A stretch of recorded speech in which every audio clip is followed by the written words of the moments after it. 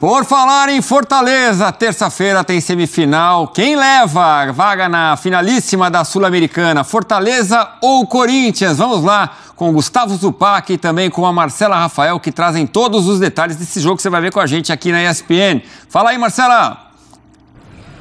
Fala, Edu, um beijo pra você, um beijo também pro Mauro Naves. A gente fala aqui de Fortaleza, da Praia de Iracema, e sim, já começou a nossa cobertura pro segundo jogo da semifinal da Sul-Americana. Nessa terça-feira, 9h30 da noite, tem o Fortaleza jogando contra o Corinthians, depois de um empate em 1-1, e aí fica aquela expectativa. A cidade tá respirando já essa partida, alguns torcedores passando por aqui, muita gente com a camisa do Fortaleza e todo mundo nessa expectativa pro jogo mais importante da história do Fortaleza. É também um jogo mais importante da temporada para o Corinthians. O Corinthians, que neste sábado, a gente sabe, acabou perdendo para o São Paulo em um clássico muito difícil, jogando no Morumbi, mas é aquela coisa, era a estreia do Mano Menezes, que não estava ali na beira do gramado, mas já foi uma estreia, digamos, mais ou menos do novo treinador, da nova comissão técnica, o Sidney Lobo estava por lá.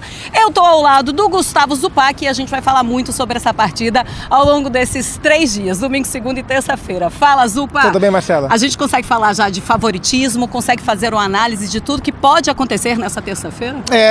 Tem muita coisa pra gente analisar. Boa noite pra você. Sim, companheiro, um abraço, Edu, um abraço, Presida, um abraço ao Fã de Esportes. A expectativa é muito grande, sim, porque assim, o que a gente olhava desde a semana passada sobre quem tem mais recurso técnico, né, todo ponto de vista coletivo, quem no campo poderia resolver mais o jogo, isso continua, pelo menos no meu campo de análise, né? O Fortaleza é um time mais pronto, é um time mais confiável que o Corinthians e já era na semana passada com 180 minutos para jogar. Agora, com 90 minutos apenas por jogar e o Fortaleza jogando em casa, carregando o empate de São Paulo para o jogo aqui do Castelão nessa terça-feira, dá para colocar um pouquinho a mais de vantagem para o Fortaleza em relação àquela pequena vantagem que ele já tinha.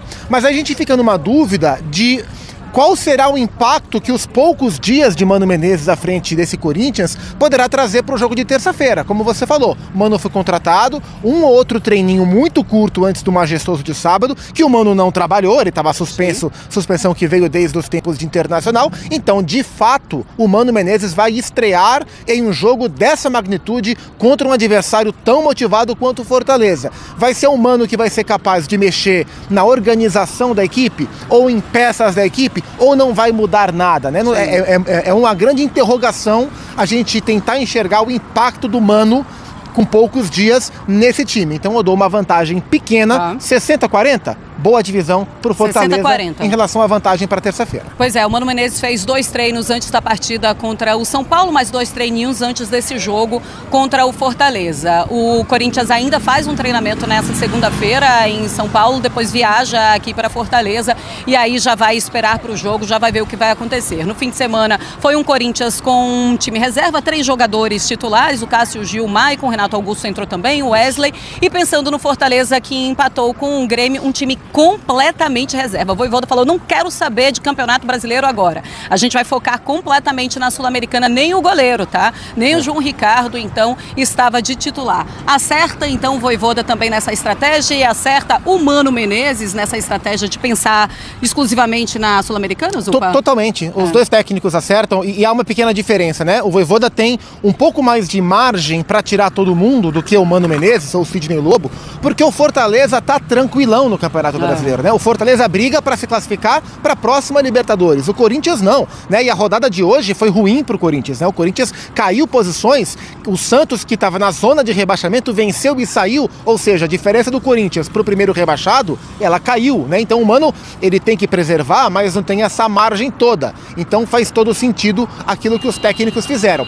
A ver como o Vojvoda vai resolver a ausência do Marinho, que tem um estiramento no joelho e vai ser um desfalque importante para terça-feira. Pois é, fica aquela expectativa também se o Matias Rojas vai estar à disposição do técnico Mano Menezes. O Marinho é mais difícil que esteja presente, ou seja, é realmente algo muito sentido pelo técnico Vojvoda, ele vai ter de resolver esse problema. Quem você imagina que pode entrar no lugar do Marinho, porque a possibilidade dele não estar à disposição é maior? Por uma reposição natural, é o Iago Pikachu, que é um cara experiente, conhece o clube, está acostumado a esse tipo de jogo, bate muito bem na bola e costuma entrar nessa vaga, né? Então, por reposição natural, Iago Pikachu na direita, o Guilherme na esquerda, esquerda e o Martinho Lucero como centroavante. Muito bem, então nessa terça-feira, 9h30 da noite, a gente lembra que a diretoria do Fortaleza rompeu com as torcidas organizadas, com as suas principais torcidas organizadas, mas a diretoria, o Vojvoda, os jogadores já falaram que isso não vai atrapalhar em nada a animação dos torcedores. 60 mil torcedores são esperados lá no estádio para fazer e para empurrar esse Fortaleza para frente, e é claro que a torcida do Corinthians fica ali naquela expectativa também, querendo saber o que pode acontecer.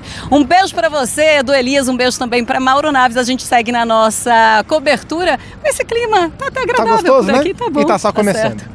Tchau, beijo, boa noite. Boa noite, ventinho bom. Vamos dar uma olhada na classificação do Campeonato Brasileiro com o novo vice-líder, o Red Bull Bragantino. Põe na tela para a gente acompanhar. Lembrando que o Botafogo encara o Goiás nesta segunda-feira para fechar a rodada 25. É muito bom não ter asteriscos. Isso, né? É ótimo. Nossa, isso é ótimo. Tá todo mundo ali com o mesmo número de jogos. Só falta esse entre Botafogo e Goiás. Tinha um jogo atrasado entre do São Paulo, do Corinthians, do Grêmio, todo mundo acabou tirando esse atraso. Então, Botafogo, 51 pontos. Bragantino, novo vice-líder, foi a 45. O Grêmio, 44, mesma pontuação do Palmeiras. Flamengo, 43 é o quinto. Fluminense, 41 é o sexto. O Atlético Mineiro está ao lado do Paranaense, 40 para os dois. Fortaleza, 39. São Paulo, 34 pontos. Paulo que bateu o Corinthians por 2-1 neste sábado. Cuiabá, 32 pontos. Cruzeiro ao lado do Corinthians, ambos com 30. O Internacional com 29. Santos, 27. O Santos bateu o Vasco, vai ser assunto aqui no Sport Center. A gente vai falar goleada do Santos para cima do Vasco, que tem 26 pontos. O Goiás, então, com um jogo a menos, né? Vai jogar com o Botafogo também, 26. Bahia, 25. América, 18. E Curitiba, 17 pontos ganhos.